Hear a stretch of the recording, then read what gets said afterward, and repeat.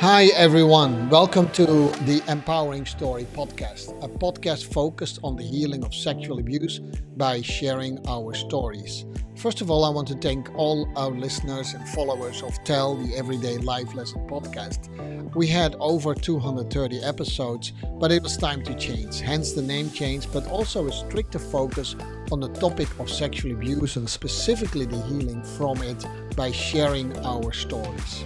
So let's move on to our new podcast, or renewed podcast, I should say. The host is still the same. It's me, it's Jean Dorff, the author of Broken Silence, which is still the base of this podcast. It has a name change, and like I said, it has a stricter focus on the healing of sexual abuse, and specifically by using our stories to do so. In today's episode, I want to address a topic that is deeply personal and often difficult to discuss: how to find strength in your story of sexual abuse. As a survivor and a coach, I've navigated a challenging journey of healing from sexual abuse myself. I've experienced the pain, the fear, the shame, but I've also discovered the power of reclaiming my story, my voice, and my life. So I want you to think about these things, right? Can you relate to that? Is there something that particularly felt painful for you? Is there still fear coming up, or are you maybe held down by shame? And if you're comfortable, as always, you can share it in the podcast, in the comments for the podcast. That would be helpful for other listeners too. So let's talk a little bit about acknowledging our experiences. And all these topics that I talk about today, we'll do in the later episodes of our podcast. We'll go deeper into that. And as we go into this episode, I will also reveal a little bit what the plans are and what the format is of this podcast. So let's talk first about acknowledging our experiences. Sexual abuse changes us mentally, physically, and spiritually. All three topics that by themselves could already spur an episode as well, and will do, right? But in general, these experiences are often buried deep within us, in the hope that we'll forget them and that they won't affect our life. But the truth is, these experiences shape us, mold us, and leave a lasting impact.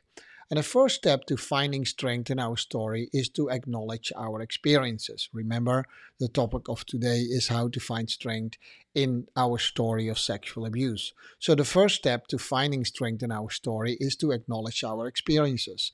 We need to confront them in a positive way, not bury them. It's okay to feel pain, fear, and shame.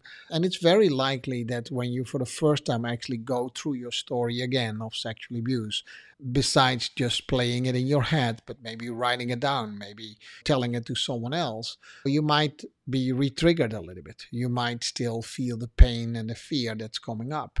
And you might be bogged down by the shame that you feel. And these feelings are all valid and are a part of our healing process. And we go deeper into that. There's also something that we call catharsis. But the thing with catharsis is it's a release of energy, which feels often very good. That by itself is not enough. There are some people think that is enough, and there are some alternative therapies that actually do that. Now, I'm not against all that. But very often these alternative therapy forms are not specifically geared to people with a sexual abuse history. So actually, even the victim might not know that things are happening to them when that catharsis happens, right? And catharsis is good as long as it's followed up by a certain method, a certain structure, what have you not. By the way, if you want to read more about it, Peter Levine, and I will quote him from time to time, actually wrote quite a bit around this topic, why catharsis is so good, but only if you follow it up and if you do it intentionally with other things.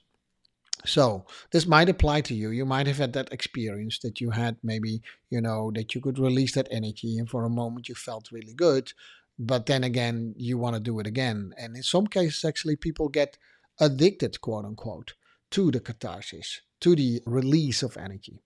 Anyhow, let's move on. The second step is sharing our story. And definitely this podcast is designed to tell you and teach you a lot about how to do that. If you want to do that on your own, or get some background information, if you're, for instance, part of the Empowering Story program. Again, the second step is share your story.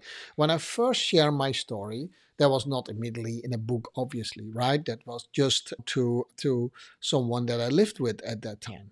And that was about, I think, maybe 15, 16 years after the abuse stopped. And strangely enough, later on in life, when I started to study all this, I discovered that there is actually data around it, that it takes an average child abuse victim 17 and a half years before they start opening up about their experiences. 17 and a half years, think about it. Most people are then already pretty far in the adulthood. The perpetrators might be gone already. The people that were important in your life have actually changed, which sometimes causes that we say maybe we shouldn't talk about this anymore and keep it to ourselves. So when I first shared my story, I discovered something powerful as well, right? Sharing my experiences intentionally and openly was the biggest turning point in my healing process. It didn't go immediately easy, but I noticed that things started to change in me that were actually beneficial for both my mental and my physical health. It wasn't easy, but it was transformative. And hence, years and years later, is when I developed the Empowering Story program, where we actually help women to share their story all the way up to publishing their book. We'll talk about that a little bit more. I just want to go a little bit deeper into the content. So, sharing your story is not just about speaking out. It's part of it, but it's not just about speaking out. It's about regaining your narrative, which means transforming your narrative, your voice, and your inner power. You will actually learn that you can teach, that you can share your story in several ways. You can do it very factual, you can do it a little bit laden with emotions, and so there is various way, and some situations warrant a different approach than another situation, and sometimes it's just how your mood goes. Sometimes it just comes out in an unexpected way, but at least you know how to share. Now, sharing your story is one. To whom you share it is, of course, another topic, and the other person, the receiver, also needs to be prepared for that. We'll talk about that in another episode. It's about acknowledging that your experience don't define you, right? It is a big part of you, but what you do with your story defines you more than the story itself. So it's about realizing that you are not alone, that your story matters. One of the common things that sexual abuse victims often think is that they are the only one. Even if they rationally know that it's not the case, they feel very alone, right? Sharing your story actually can overcome that. So it can make you feel that your story matters, because it does, and that you can reclaim your power because you can. My question to you is, maybe you have already shared your story, maybe you had good experiences with it and continue to do so. Maybe you had really bad experiences with it and now don't want to do that anymore because you don't dare to, or for other reasons. Or maybe you haven't shared your story at all. So, whatever that is, feel free to comment in the podcast comments what your experiences are. I will always read them and then come back to you with maybe some guidance, just maybe some shared experiences and what have you not, right? Seeking support. So the third step is to seek support. We need to surround ourselves with people who understand and empathize and support us. Now, as I will say probably in this general podcast, the first one, quite a bit what we will address, it's also the support, right? Very often, with good intention, when people listen to you and your story, they need to be prepared, so that often lacks, but they also want to give advice, and that's often what we don't need. And I say that as a victim too. We would love to have a listening ear. We sometimes want to need a hug, but we typically are not longing or looking for advice. It's often better to go to your therapist or maybe to a coach like myself for advice, and then guide also the way you will receive support. So think about it a little bit like this. If you are drowning and someone is yelling on the shore, I think you should take swimming lessons. That would be weird. And that's a little bit what it is. When you first open up with your story, it feels like drowning. So you don't need anyone to tell you maybe you should take swimming lessons. What you want first is someone hears you that you're drowning, that someone hears you that you're really in trouble. And maybe they want to jump in with you by listening to you and showing their empathy. All right, so we need to realize that we are not alone and that our stories do matter and that we matter.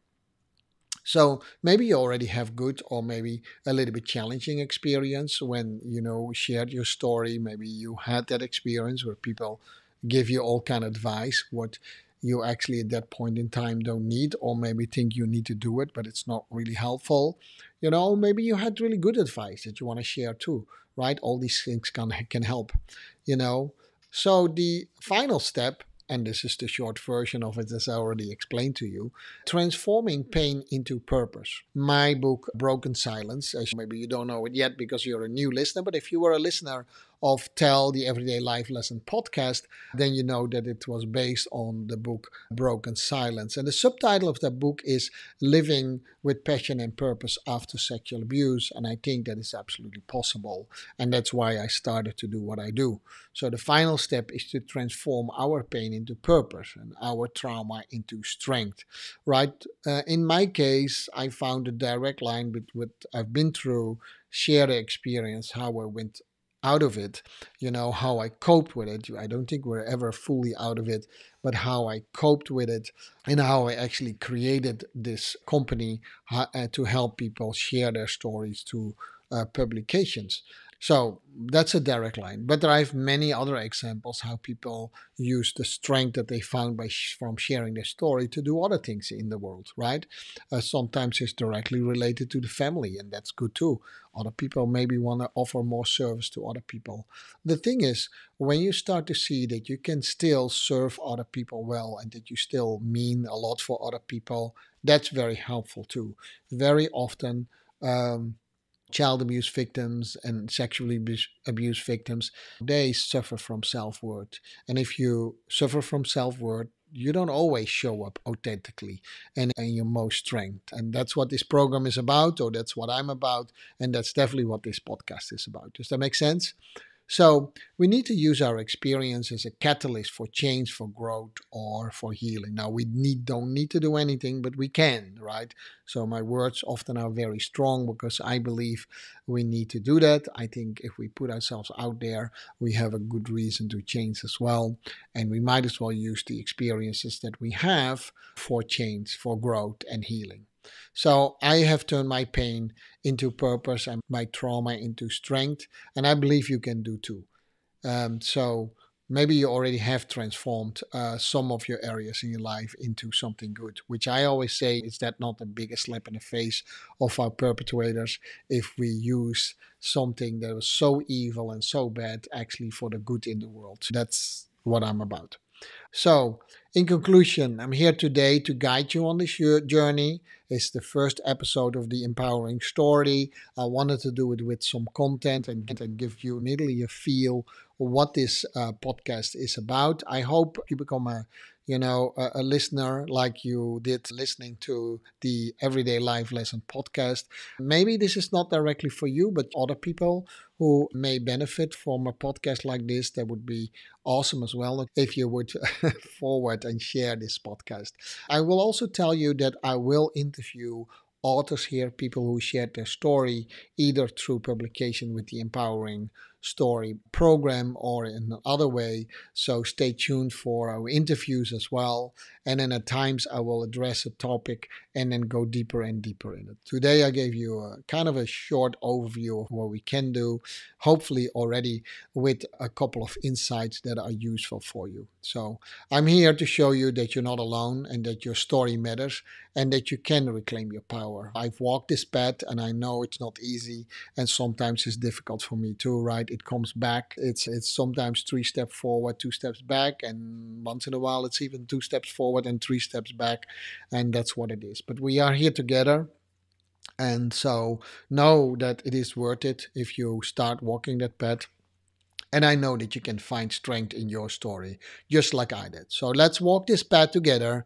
Let's share our stories. Let's find strength in our experiences and let's heal together. So thank you for listening to the first episode of the Empowering Story podcast. We will be here on a regular basis, probably weekly, and on the same channels as the Everyday Life Lesson podcast. And I will post some extra information where you can find it in the show notes.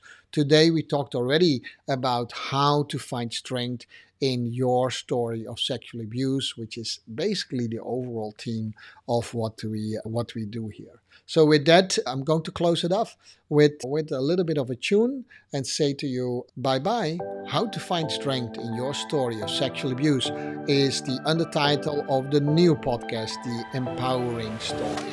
It's sponsored as always by my own book, Broken Silence. Proceeds will immediately go to the organization that supports sexual abuse victims. It's Broken Silence, Living with Passion and Purpose After Sexual Abuse. You can get a copy by going directly to Amazon.com, but I'll also post a link in the show notes to get a copy as well. All right, this was Shah, and I'll hope to see you back and hear you back in our next episode of the Empowering Story podcast.